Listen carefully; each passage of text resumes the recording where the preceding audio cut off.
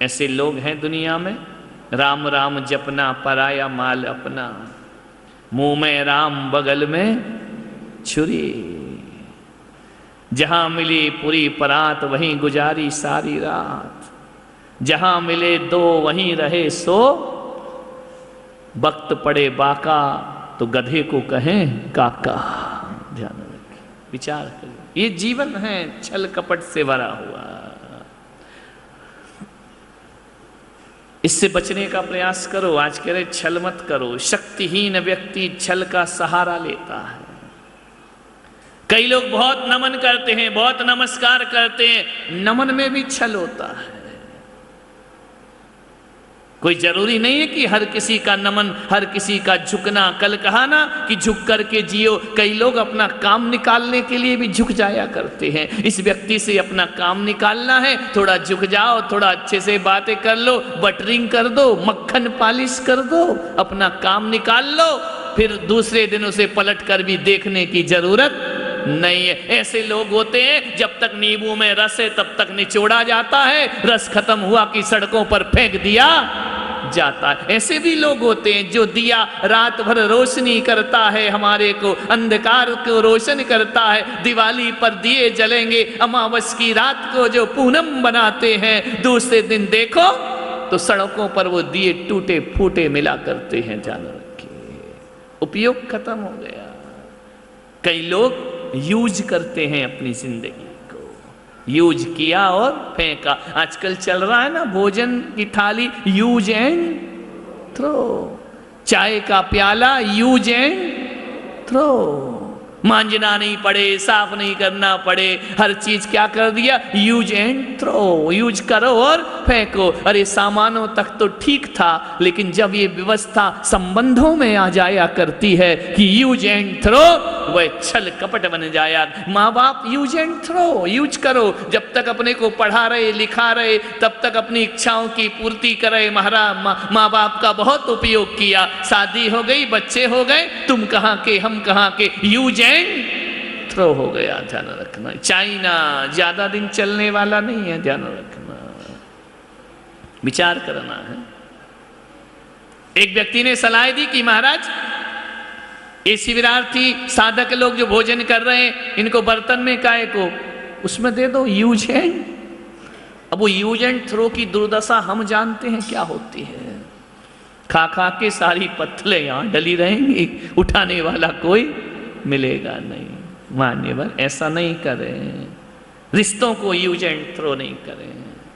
रिश्तों में विश्वास पैदा करें, संबंधों में मिठास पैदा करें। मिठास भी ऐसी हो जो दिखावटी में, कई लोग मुख के मीठे होते हैं लेकिन अंदर ही अंदर जड़ें काटने का प्रयास करते हैं। कई होते हैं ना, अरे महाराज क्या आप तो धन्य हैं, आप तो क्या बोलते हैं, क्या जीवन है आपके साथ, तो ऐसा आपके जैसा तो कोई महाराज ही नहीं है, कितनी बड़ा आपका प्रभाव है, कितना बड़ा प्रचार है, धन्य हो गए आपको देख करके। बाहर जाकर महाराज को ऐसा नहीं करना चाहिए, महाराज को वैसा नहीं करना चाहिए, हम तो गए थे वो ऐसा कर रहे थे, हमें तो अब श्रद्धा ही खत्म हो गई। यूज एंड ध्यान रखें, आर्जव धर्म, छल मत करो। नहीं जुड़ती श्रद्धा, कोई बात नहीं, अपने घर बैठो। नहीं बनती आस्था, कोई बात नहीं, तुम्हारा रास्ता अलग है और हमारा रास्ता अलग है, लेकिन साथ भी रहो और जड़ें भी काटो। ध्यान रखना, परेशानियां साथ वालों से हैं, दूर वालों से नहीं होती हैं। राम को वनवास कौन देता है? पड़ोसी। किसने दिया? माँ ने दिया ना, सौतेली माँ ने राम को वनवास। विचार करना है आपको। सीता की अग्नि परीक्षा किसने ली? पड़ोसियों ने, नगरवासियों ने, राम ने। ध्यान रखना, मैना सुंदरी को कोढ़ीपति कौन देता है? उनका ही पिता देता है। ध्यान रखना, मीरा को जहर किसने पिलाया? उनके ही राजा देवर ने जहर पिला दिया। जीसस को फांसी किसने दी? उनके पादरियों ने फांसी पर लटका दिया। ध्यान रखना, कोई दूसरे नहीं करते हैं अपने साथ छल, अपने ही लोग किया करते। जो रात दिन साथ हैं वही छल करते हैं, उनसे सावधान, अपनों से ध्यान रखना। प्रहलाद को होली पर बैठने को कौन मजबूर करता है? जलती होली में उसके ही पिता हिरण्यकश्यप उसे होली पर जलने को मजबूर कर दिया। उसको अग्नि में भस्म करने के लिए उसकी ही बुआ होलिका आया करती है, वह आकर उसे भस्म करने का प्रयास करती है। किसको मिला? ऋषभदेव के खिलाफ कौन खड़ा हुआ? उनका ही पोता मारीच खड़ा होता है, ध्यान रखना। वही मारीच जो ऋषभदेव का पोता था उनके खिलाफ बोला करता है, ध्यान रखना। जब भी मिले हैं धोखे, जब भी मिला है छल, दूसरों से नहीं अपनों से मिलता है। दिल के छाले झुलसते हैं सीने के दाग से, और घर को आग लगती है घर के चिराग से। पड़ोसियों का चिराग नहीं, अपना ही दिया अपना घर जला देता है, ध्यान रख। अपने लोगों से मिलते सब कष्ट। बाहुबली भरत का अपमान किससे हुआ? अपने ही भाई से हुआ ना। अंजना को वन में किसने भेजा? खुद की सासू ने भेजा ना। पड़ोसी कुछ नहीं करते। और इस देश को गुलाम अंग्रेजों ने नहीं बनाया। इस देश को यदि गुलाम बनाया था तो अपने ही देश में छुपे हुए गद्दारों ने इस देश को गुलाम बनाया था। रानी लक्ष्मीबाई को अंग्रेजों ने नहीं मारा। किसने मारा? उनके ही हिंदुस्तानियों ने छल करके घोड़ा बदल दिया और रानी की पराजय का कारण बन जाया करता है। विचार कर, अपने इंदिरा गांधी को किसने मारा? उनके ही सुरक्षा कर्मियों ने। इसलिए मैंने कहा अपनों से सावधान, गैर को तो कुछ लेने ही देना नहीं है। रंचक दगा बहुत दुखदानी, सुख पावे संतोषी प्राण। एक मेहमान आ गया किसी के घर, पत्नी परेशान हो गई कि यार ये मेहमानों की लाइन लगी रहती है, एक आता है जाता है, एक आता है जाता है। पति से कहा मैं क्या कितना काम करूं? पति ने कहा और खिलाओ पिलाओ, और अच्छे से आओ भगत करो, और बना बना के तो देती है ला ला कर। जब ऐसा माल पुआ और माल खाएगा तो मेहमान जाएगा काहे को? तो बोले क्या करूं मैं? बोले एक काम कर, ज्वर जुकाम और पाहुना इनका एक उपाय। जर जुकाम और पाहुना इनका एक उपाय, लंघन दे दो तान के फिर ना वापिस आए। बोले खाना आना मत दो इनको, अपने आप निकल लेंगे। शिविर चल रहा है ना, 11वें दिन सब बंद कर देना तो कहीं चलो उठाओ बोरिया बिस्तर और घर चलते। लंघन दे दो तान के फिर ना वापिस आए। पत्नी ने कहा क्या करूं? बोले काम कर, खाना मत बना, अपने आप भग जाएगा। पत्नी ने कहा ये ठीक कहा। बोले काम कर। बोले क्या? बोले जब वो मेहमान बैठा हो ना तब तू आना। बोले हाँ ये बिल्कुल सही बात है, पूछना। पति पत्नी में झगड़ा हो गया। पति ने कहा मैं तुझे डांटूंगा तू गुस्सा हो जाना। बोले हो जाऊंगी गुस्सा। गुस्सा होने में कौन सी महिलाओं को कोई टाइम लगता है कि एक क्षण में गुस्सा हो जाए? बोले मैं तुझे डांटूंगा तू गुस्सा हो जाना। बोले ठीक है चलो। मेहमान आया बैठा। पत्नी ने कहा तुम सुनते नहीं हो, आए दिन मेहमानों की लाइन लगी रहती है, एक जाता है एक आता है एक जाता। मेहमान सुन रहा है यार ये झगड़ा किसकी वजह से? लग रहा मेरी वजह से हो रहा है। पति ने कहा एक तो आने दे, अब क्या करें आते। बोले देखो ज्यादा ये मेहमान आएंगे इंटरनेशनल ठस आएंगे, जाने का नाम नहीं लेंगे। ध्यान रखना मैं कोई नौकरानी बन के नहीं आई हूं, मैं भी पत्नी हूं, मैं भी 7 फेरे लेकर के आई हूं। ध्यान रखना खाना नहीं बनाऊंगी। पति ने कहा ज्यादा मत बोल, मत बना खाना। अरे मेहमान ने कहा यार यहाँ तो दोनों की जुगाड़ नहीं है खाने के, अपना कहाँ से नंबर लगेगा, क्या करें? मेहमान ने कहा कि भाई पत्नी ने कहा मैं आज बनाऊंगी नहीं, पत्नी ने कहा आज मैं मत बना, कोई दिक्कत नहीं है। नहीं खाएंगे क्या दिक्कत है? मेहमान ने कहा बोरिया बिस्तर उठाओ और चुपचाप से, जब खाना ही नहीं है तो रह के क्या करेंगे? मेहमान ने अटैची उठाई, बोरिया बिस्तर उठाया, जैसे ही गया पत्नी रो रही। पति ने कहा पागल है काय को रो रही है? बोले क्यों?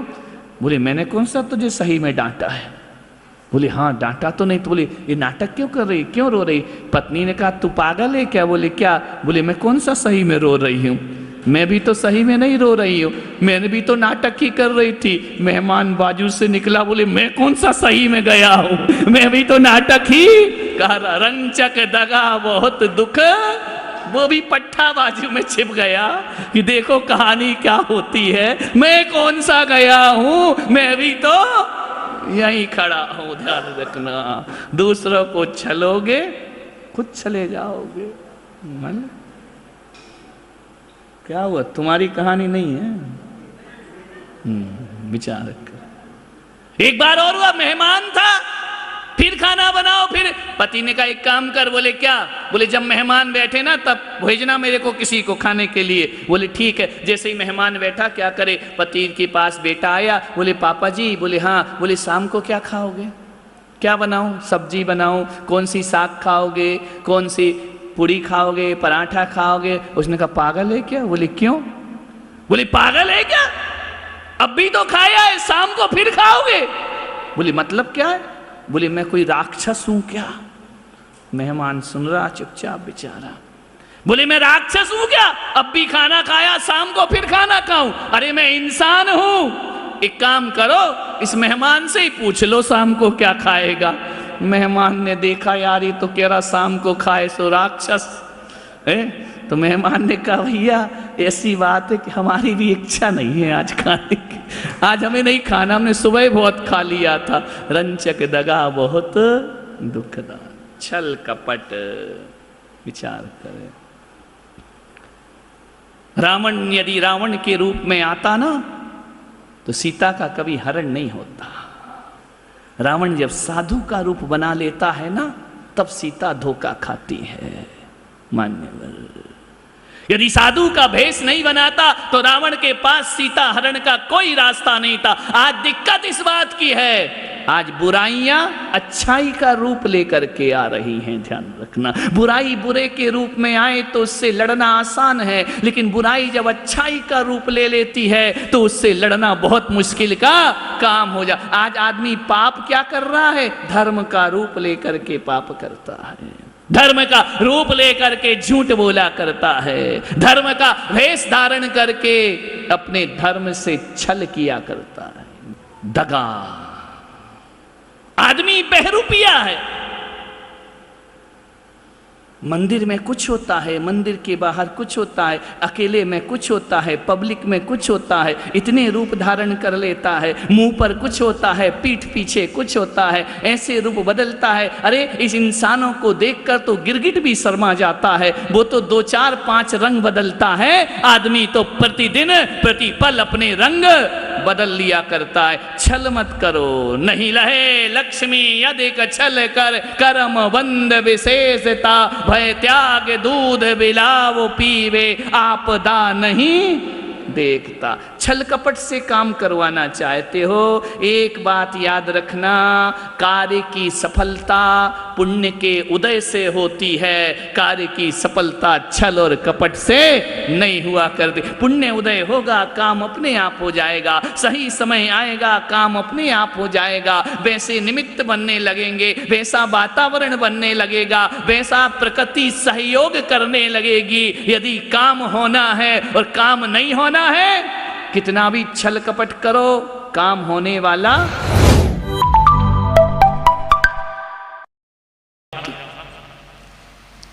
एक दिन आया मेरे पास, आंसू भरे भरे, आंखों में आंसू थे, दर्शन को आया।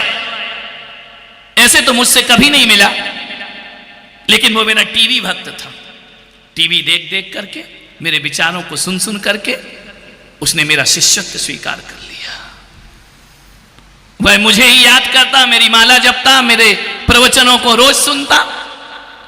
और एक दिन उसने एक सौगंध उठा ली कि अब मैं सच्चाई और ईमानदारी का जीवन जीऊंगा, मैं कभी कोई रिश्वत नहीं लूंगा, कभी कोई गलत काम नहीं करूंगा, 2 वक्त की रोटी जिससे मिल जाए ऐसी जिंदगी को गुजारूंगा। एक दिन वो मेरे पास आया, पूछते पाछते, मैंने कहा कौन हो तुम? बोले मैं आपका भक्त हूं। मैंने कहा मैं आपको नहीं जानता हूं। बोले जानो या ना जानो, लेकिन मैं आपको जानता हूं। मैंने आपसे टीवी में प्रवचन सुन सुन करके अपनी जिंदगी को बदलना चाहा और मैंने 10 साल प्रयास किया गुरुदेव, मैंने अपना जीवन बदल लिया। पहले मैंने बहुत दौलत कमाई, नंबर 2 की दौलत कमाई, बेईमानी का पैसा कमाया, गुस्सा मेरे नाक पे रखा रहता था, अहंकार मेरे सिर पे चढ़ा रहता था। लेकिन जब से आपके प्रवचन सुने, उनका ये जिंदगी भी कोई जिंदगी है क्या? मैं आने वाले बच्चों को क्या सौंप करके जाऊंगा? मैंने उस दिन से नियम ले लिया, एक सादगी का जीवन जीऊंगा, एक आदर्श जिंदगी जी करके दिखाऊंगा।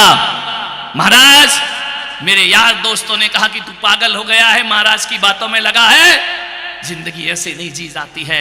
मैंने कहा कुछ भी हो जाए, मैंने गुरु वचनों को सिर पर धारण कर लिया है, मैं उससे कभी अलग नहीं होऊंगा। मेरी पत्नी ने मुझे बेवकूफ समझा, मेरे भाइयों ने मुझे मूर्ख समझा। जब कोई धर्म के रास्ते पर चलता है ना, तो सारी दुनिया उसे पागल समझा करती है। मीरा ने धर्म पकड़ा तो लोगों ने कहा पागल हो गई है, ध्यान रखना। सबरी ने पकड़ा तो बोले पागल हो गई है, सेठ सुदर्शन पागल हो गए, मैना सुंदरी पागल हो गई।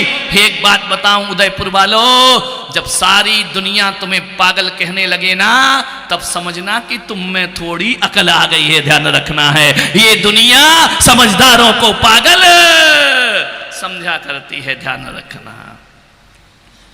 मान्यवर, अकल आ गई महाराज मुझे। तो फिर मैंने कहा तुम रोते क्यों हो? बोले आपको देखकर मुझे रोना आ गया। उसने आंसुओं से मेरे चरण प्रक्षाल किए।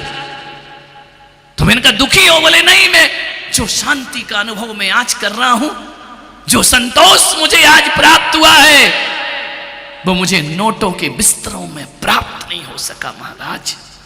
आपके वचनों ने मेरे जीवन को संतोष प्रदान किया है। मैंने कहा हुआ क्या? बोले मेरी बेटी 21 साल 22 साल की हो गई, पढ़ाई लिखाई हो गई उसकी। मैंने सोचा कि बेटी बड़ी हो गई है, इसके लिए वर ढूंढना चाहिए, इसके हाथ पीले कर दूं महाराज, इसका घर बसा दूं, मैं फिर शांति का जीवन जीऊं अपने जीवन में। बस एक ही विकल्प है, मेरी बेटी का घर बस जाना चाहिए। 2-3 साल मुझे उसके वर ढूंढने में लगे। जो भी बेटा आया बेटी ने रिजेक्ट कर दिया।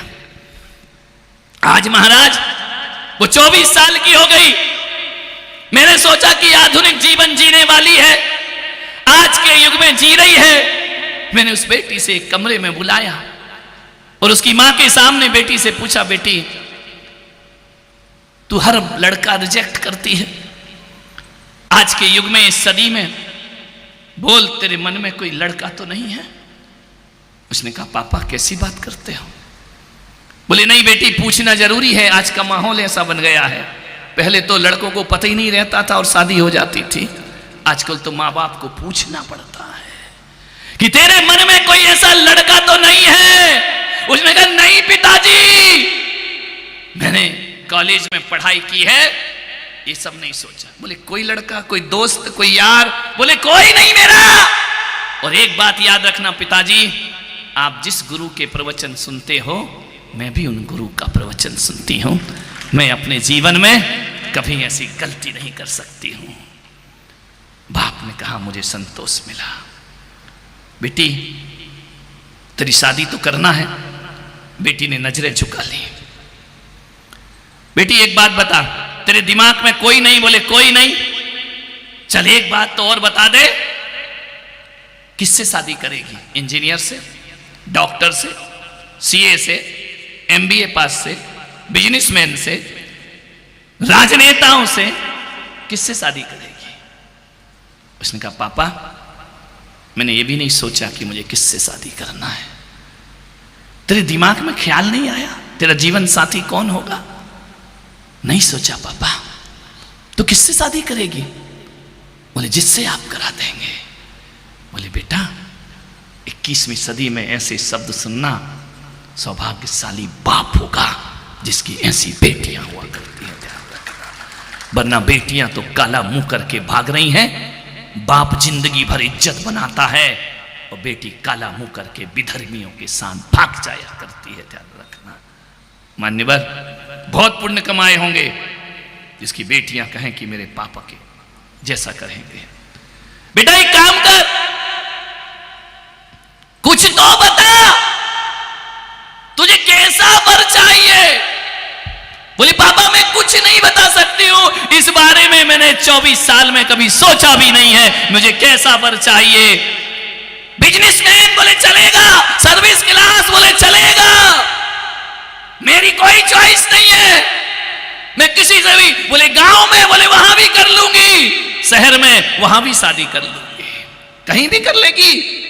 बाप की आंखें भर आई कि बेटी आज की 21वीं सदी में सीता जैसी बेटियां भी हमारे घर में पैदा हुआ करती हैं। मान्यवर, हर बेटियां खराब नहीं होती, कई ऐसी होती हैं जो माँ बाप का सिर गर्व से ऊंचा उठा दिया करती हैं। ध्यान रखना है। उसने कहा गांव में भी कर लूंगी, शहर में भी कर लूंगी, मेरी कोई चॉइस नहीं है। पिता ने कहा फिर भी बेटा कुछ तो बता ताकि मुझे ढूंढने में आसानी हो जाए।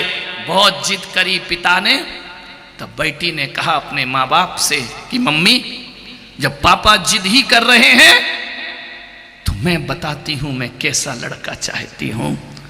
बोले कैसा? बोले जब ज्यादा जिद कर रहे हो तो मैं बताती हूं मेरी चॉइस क्या है, मेरी ख्वाहिश क्या है। बोले बताओ बेटा। मां ने समझा अभी तक झूठ बोल रही थी, इसके मन में जरूर कोई लड़का होगा, ध्यान रखना। उसने कहा मां एक बात ध्यान रख, मैं आज अपनी चॉइस बताती हूं और अपने पिता से नाग्रह करती हूं कि ऐसा लड़का मिले तो लेकर जरूर आना।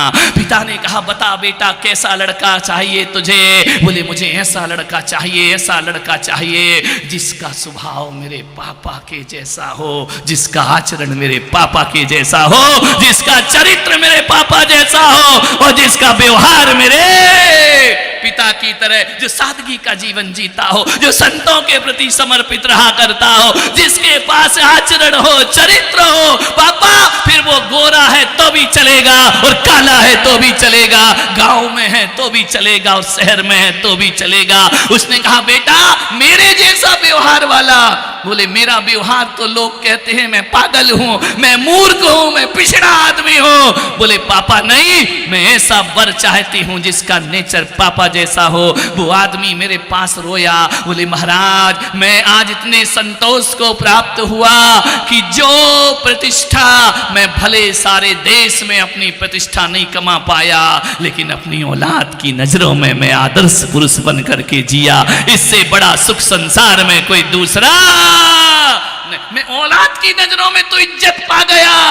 वरना दुनिया में उदयपुर वालों ऐसे लोग होते हैं जो मंचों पे माला पहनते हैं और घर में 2 कौड़ी की इज्जत नहीं हुआ करती है। ध्यान रखना, परिवार उसे सम्मान की नजरों से नहीं देखा करता है। सारी दुनिया की मालाएं किसी काम की नहीं, ये स्वागत सत्कार किसी काम के नहीं। मैं कहता हूं कि हजारों में सम्मान पाने से अच्छा घर के 4 सदस्यों में इज्जत कमा के दिखाओ, तुम्हारा जीवन सार्थक। और घर में ही इज्जत नहीं है, दिया तले अंधेरा।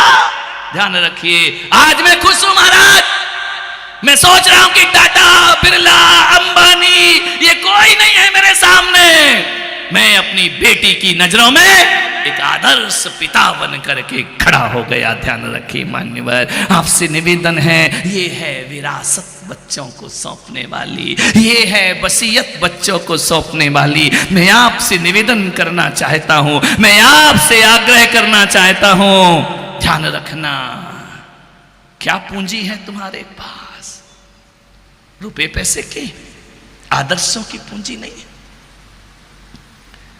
डॉक्टर साहब ने इस देश को ऐसी विरासत दी है, डॉक्टर हेडगेवार ने, गुरुजी ने ऐसी विरासत सौंपी है कि हमारे देश का सच्चा सिपाही राष्ट्रीय स्वयंसेवक दल बन करके खड़ा हुआ है। ध्यान रखना है, संघ वो है, ये राजनीतिक संगठन नहीं है। जब जब देश पर आपदा आई, संघ जाके खड़ा होता है सहायता के लिए। कहीं भूकंप हुआ, संघ जाकर के खड़ा हो गया। मान्यवर, ये पद प्रतिष्ठा के भूखे लोग नहीं हैं मान्यवर, ये भारत माता के सच्चे सपूत हुआ करते हैं, ध्यान रखना। इन्होंने अपने घर के चूड़ी सिंदूर की परवाह नहीं की, लेकिन भारत माता की मांग की और स्वाभिमान की परवाह कोई करता है तो राष्ट्रीय स्वयंसेवक संघ हुआ करता है। मान्यवर संघ ना होता तो भारत के क्या हाल होते, ध्यान रखना। हमें भी हमारे देश से खदेड़ दिया जाता, ध्यान रखिए। संघ वो है जब युद्ध होता है, जंग छिड़ती है ना, और जब 26 जनवरी की परेड के लिए सेना सीमा पर खड़ी रहती है तो नेहरू जी कहते हैं कि परेड तो होगी, स्वाभिमान तो दिखाना पड़ेगा। उस समय जब सेना के सैनिक नहीं होते हैं, आरएसएस संघ चला करता है परेड में, भारत का सच्चा सैनिक बनकर, भारत का सच्चा सपूत बनकर के चला करता है। ध्यान रखिए, संघ वो है जब भारत की असली ताकत हुआ करती है। आज यहाँ संघ के स्वयं सेवक बैठे हैं, गर्व है मुझे, 30 साल से मैं संघ के हर कार्यक्रम में शामिल होता हूँ, और देश का एक पहला दिगंबर साधु मैं ही होऊंगा जो 35,000 स्वयं सेवक के साथ पंचजल में मैं आगे आगे अगवानी करते हुए, ये राष्ट्र के सपूत है। कोई पद प्रतिष्ठा नहीं चाहिए, ये प्रचारक किसी संत की साधना से कम नहीं होते हैं, ये विवाह नहीं करते हैं, ये लोग वो होते हैं जो किसी का बना भोजन नहीं करते हैं, ये वो लोग हैं जो साधु का जीवन जिया करते। किसके लिए जी रहे हैं? भारत माता के लिए। ध्यान रखना, इन्हें कोई मतलब नहीं है निजी स्वार्थों से। ये किसी जलूस की शोभा नहीं बनते हैं, ये किसी शोभा यात्रा में शोभा बन के नहीं चलते हैं। जब भी मां भारती को जरूरत होती है तो राष्ट्रीय स्वयं सेवक संघ आकर के खड़ा हो जाया करता है। मान्यवर कितनी त्रासदियां झेली इस देश ने, संघ मजबूती से चला। डॉक्टर साहब की वह विरासत, एक गंगा की पतली लकीर थी, 4-5 लोगों से संघ सलात शुरू हुआ था, और आज राजभक्तों की इतनी होड़ लग गई कि वह गंगा की पतली लकीर बढ़ते बढ़ते आज गंगा सागर में परिवर्तित हो गई। ध्यान रखना है, हमेशा यह ज्योति चलती रहे। मैं नागपुर गया, संघ के मुख्य कार्यालय में गया, मुझे ले जाया गया, मैंने सब चीजों को देखा, समझा। ये मत सोचना कि ये बैठे हैं इसलिए प्रशंसा कर रहा हूं, नहीं, फोकट की प्रशंसा मुझे कुछ मतलब नहीं है। मुझे कौन सा राजनेताओं का राज चाहिए, मुझे कौन सी संपदा चाहिए। मेरा आशीर्वाद न किसी पार्टी को है, न किसी संगठन को है। मेरा आशीर्वाद उन पर है जो भारत माता की विरासत को मजबूत बना करके रखते हैं। ध्यान रखना, जब तक संघ है, ये भारत माता अब कभी गुलामियों की बेड़ियों में जकड़ने वाली नहीं है। ध्यान रखना, हजारों आसुरी शक्तियां आ जाएंगी, भारत का कुछ नहीं।